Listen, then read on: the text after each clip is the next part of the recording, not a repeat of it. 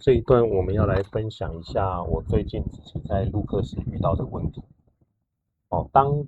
我开始录一些教学影片的时候啊，包含一些基本的安装啊，在 Windows 上面我们如何安装 Docker，如何安装 UV、VS Code、Node.js、Git 等等。当影片录完的时候啊，我发现一个很实际上的问题，就是假如没有字幕，观众在学指令、工具名称、英文名词时会比较吃力。但是，假如每一支影片我们都必须手动的我自己去做字幕的话，那其实时间成本又太高。那刚开始的时候，我在网络上找了不少的方法。第一个就是类似于等 YouTube 自动帮我们产生字幕，但是它产生的时间不稳定。第二个就是类似于像画面上我们可以使用类似于像剪映这种工具来自动产生字幕，但是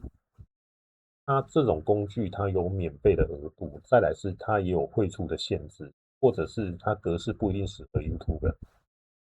那第三种方法就是最简单的方法，就是手动嘛。对，我们知道我们自己的录音档，然后一笔一笔把字幕套进去。但是假如你的字幕其实很多的话，你用手动打其实是不太可能。再来是假如你又有很多的影片必须要录的话，那相对上你就会耗费很多的时间。所以我需要一个更稳定的流程来进行，如何把字幕稳定的输。那其实我想要的流程它就很简单哦，它就是一个工具，然后我们可以把影片档丢进去，然后让它自动产生字幕，然后这个字幕最好输出的时候就是繁体中文，因为以剪映来讲，它输出的东西是简体中文，所以如果是简中的话，我就必须先花一段时间把简中的字幕转成繁中的字幕，再去修正，修正完之后，再汇到 YouTube。那其实这段时间来讲，还是有一定的时间差的。再来就是说，当影片输出的时候，我希望它要能够保留原来的时间轴嘛。还有就是因为 YouTube 它不接受空白的字幕空段，所以它也必须在输出的时候不要输出那种字幕段，避免说整个 SRT 的字幕它是没办法接受的。再来就是最后，我希望它就是能够直接输出一个标准的 SRT 档案，这样我就很方便了。我只要大致看一下，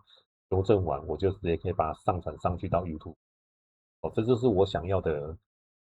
这家流程。那因为我试了很多工具之后，我发现它其实达不到我的要求。那这个工具我叫它做 SRT 的 generator，把这个工具叫出来。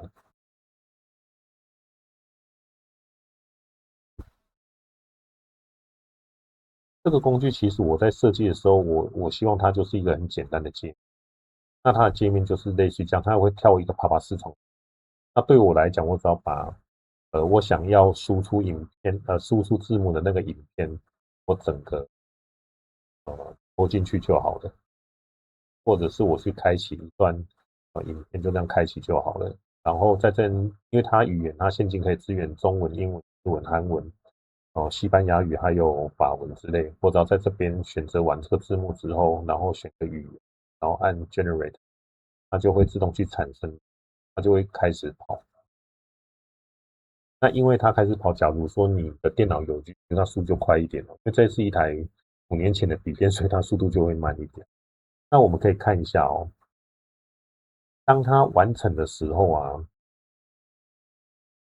它输出的格式会是什么样的一个格式哦？我们看一下它之前已经做好的哦，这样就不用等这个画面哦。这是它之前做好的格式，每个影片档的格式大约会有一个就是一个编号嘛，然后会有一段时间走，然后会有它转成繁中的一个字幕。所以像它这种字幕产生器，它比剪映好的方式就是我不需要再去处理简中的一次